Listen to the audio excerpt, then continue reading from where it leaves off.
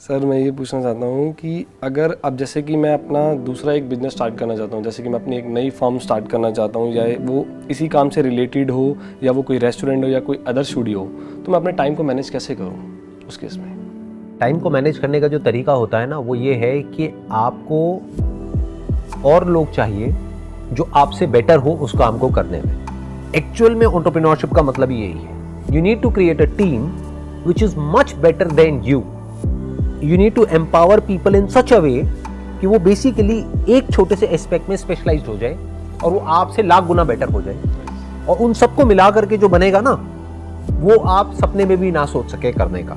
तब आप कह सकते हो कि अब आप एक अच्छा बिजनेस कर रहे हो। Real entrepreneurship means to find people who are passionate about doing something और फिर उनको हैंड ओवर कर देना, और सिर्फ दूर से एक नजर रखना, यानी कि एक रिपोर्टिंग सिस्टम रखना कि हमें पता हो कि जो हमारी विजन है वो उनके एक्शन से अलाइंड है या नहीं है, और पूरी तरह से कंट्रोल उनके हाथ में दे देना। फॉर एग्जाम्पल, अभी आप एक बिजनेस कर रहे हैं, अब आपने एक और बिजनेस किया, तो उस बिजनेस के कोई और हेड है।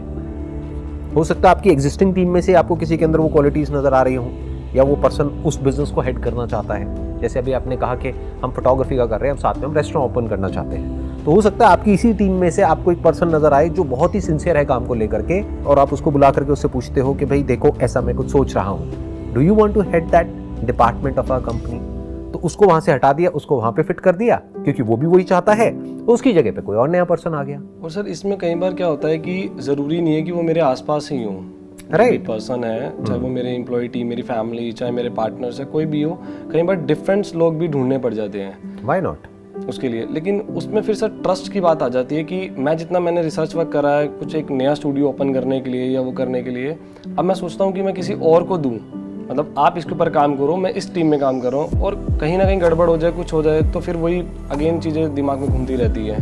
इसीलिए मैंने कहा ना कि बेसिकली आप किसी नए को पूरी तरह से हैंडओवर नहीं कर सकते, पुराने के किसी ना किसी तरीके से उसमें इन्वॉल्वमेंट होनी ज़रूरी है, क्योंकि उसको पता है कि आपकी विजन क्या है।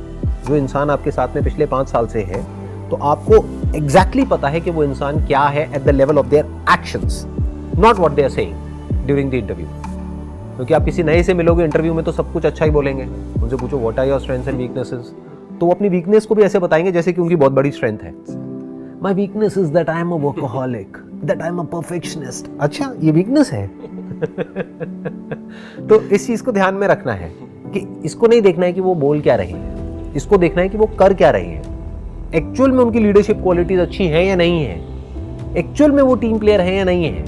इसीलिए मैं कह रहा हूं कि ये जो टीम बनती है ना, धीरे धीरे ज्यादातर बिजनेसेस को ऐसे ही बड़ा किया जाता है। अगर वहां पे एक नया सीईओ भी अपॉइंट किया जाता है किसी दूसरे बिजनेस में, तो पुराने में से किसी ना किसी पर्सन को उसको असिस्ट करने के लिए वहां पर भेजा जाता है, so that you know what exactly is going on in that business on a day to day basis. नहीं तो आपको पता कैसे लगेगा? कोई नया आदमी आया तो वो तो आपको कुछ पता ही नहीं है, उसकी और आपकी विजन तो अलाइंड ही नहीं है, वो अलाइन होने में ही 6 महीने साल लग जाएंगे। And there is a strong possibility कि हो सकता है वो बंदा, जैसे 3 महीने का प्रोबेशन पीरियड होता है, तो या तो वो खुद छोड़ के चला जाएगा, या फिर आपको ही उसको बोलना पड़ेगा कि नहीं हमारी विजन अलाइन नहीं हो रही, तो अब आप जाइए। तो अगर वो जाइए तो और कौन है वहां पर संभालने के लिए? राइट। तो that's what I am saying, that you need to build a core team of people which is like a family. उसी में से आगे डेलीगेट करना होता है और फिर बिजनेस को एक्सपैंड करना होता है। दोनों में फर्क समझ आया? एक है अ पर्सन जिस पे आपको ट्रस्ट है, और एक है वो पर्सन जो कैपेबल है। जरूरी नहीं है कि जिस पे आपको ट्रस्ट है वो कैपेबल भी है। यस। ये भी एक बहुत बड़ी गलती होती है जो कई बार एंटरप्रेन्योर्स कर देते हैं, कि एक पर्सन है वो कैपेबल तो है नहीं, उसको ले जाकर के बिठा दिया, वहां पे हेड बना दिया। अब बाकी के लोग कह रहे हैं किसको बिठाया हुआ है, इसको अकल तो है नहीं ना, इसको कुछ आइडिया है, इससे ज्यादा तो हमको पता है। तो उसको आपने हेड नहीं बनाया, उसको असिस्ट करने के लिए वहां पर बिठा दिया, बट हेड कोई और है जो उस फील्ड का एक्सपर्ट है। जैसे रेस्टोरेंट का बिजनेस है तो हेड कौन है? जो शेफ है, जिसको 10 साल का एक्सपीरियंस है, वो और शेफ्स को बताएगा ना कि वो क्या सही कर रहे हैं, क्या गलत कर रहे हैं। अब अपनी पुरानी टीम में से अपने कंफर्ट जोन की वजह से आपने कहा कि मेरे को इस पे बड़ा विश्वास है, तुम हेड करो। अब वो जा करके उनको बता रहा है तुमने ये कर दिया, वो कर दिया, अब इसका टेस्ट अच्छा नहीं है, वो कोई सुनेगा ही नहीं उसकी। वो कहेगा कौन है ये, क्यों क्यों मेरा सर खा रहा है ये, समझ गए? तो बंदे ही नहीं टिकेंगे, तो लोग नहीं टिकेंगे आपके वहां पे कंपनी में। Sir, what is the source of your positive energy always? I won't call it positive energy, I would call it a solution oriented approach। कि बेसिकली ये पॉजिटिव एनर्जी जो वर्ड है ना, ये मेरे को पर्सनली पसंद नहीं है। लोग जोड़ देते हैं मेरे नाम के साथ में मोटिवेशनल स्पीकर, पॉजिटिव थिंकिंग। अब लोग क्वेश्चंस ही ऐसे पूछेंगे तो मेरे को जवाब भी वैसे ही देने पड़ेंगे ना, क्योंकि जैसे सामने से क्वेश्चंस आएंगे मुझे उसी लेवल पर आकर के उनसे बात करनी पड़ेगी, नहीं तो वो डिस्कनेक्ट हो जाएंगे। तो अगर कोई पूछेगा how to be positive all the time, how to be happy all the time, तो मुझे शुरू तो वहीं से करना होगा। लेकिन अगर आप ध्यान से मेरे सेशंस को ऑब्जर्व करेंगे, I always say look at reality as it is. Reality को समझो, रियलिटी में अगर प्रॉब्लम है तो उसका सॉल्यूशन निकालो, अगर प्रॉब्लम नहीं है तो उसको समझो, और जब समझ लेते हो तो वो प्रॉब्लम डिसॉल्व हो जाती है। और दूसरा क्या होता है कि हमें खुद अंदर से समझ आ जाता है कि अच्छा इसका आंसर ये है कि मेरा ये बिहेवियर है जिसकी वजह से प्रॉब्लम हो रही है, तो let me change my behaviour, not the other person's behaviour. That is one way of looking at it. Second is accepting the person as he or she is, that is second. Third is कि अगर actual में problem है तो ये नहीं कि अपने मन में कुछ भी सोचे चले जा रहे हैं, जा करके उसको बोला, लड़ाई होती है होने दो, इससे ज्यादा क्या होगा? डरना क्या है? डर डर के क्यों जीना है? या तो थोड़ी देर की होगी या हो सकता है परमानेंट ही हो जाए, रिलेशनशिप खत्म हो जाए, होने दो।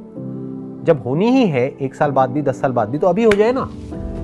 तो all I am saying is mind पे बैगेज रखने से अच्छा है कि बी सॉल्यूशन ओरिएंटेड। कोई प्रॉब्लम है तो उससे भागो मत, उसको पोस्टपोन मत करो, उसको सॉल्व करो, ताकि आपका जो माइंड है वो फ्री रहे, कुछ एक्चुअल में ढंग के काम